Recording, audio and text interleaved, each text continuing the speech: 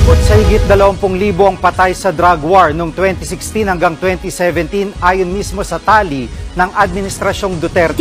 Lumabas ang bilang na yan. Higit 20,000 ang namatay sa drug war mula July 1, 2016 hanggang Nobyembre ng 2017. Sa lahat ng biktima ng war on drugs ni Duterte, imunay si Duterte at ang mga lahat na matangkap.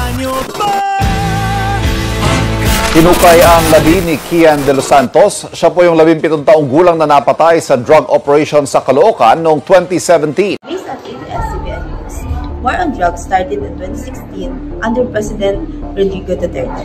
Ang goal nito ay sugpuin at pagbawalan ang pagbenta ng illegal drugs sa buong bansa. Maraming police operations ang ginawa at marami ding drug users at pushers ang nahuli. Pero libo-libo rin ang namatay at nasabot. Yung iba, mas naniniwala na mas bumaba ang crime rate at naliligtas sa mga komunidad.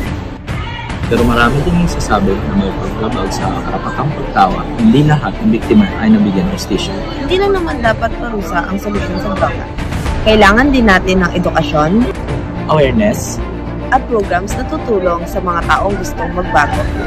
kasi minsan, understanding ang mas kailangan kaysa sa takot.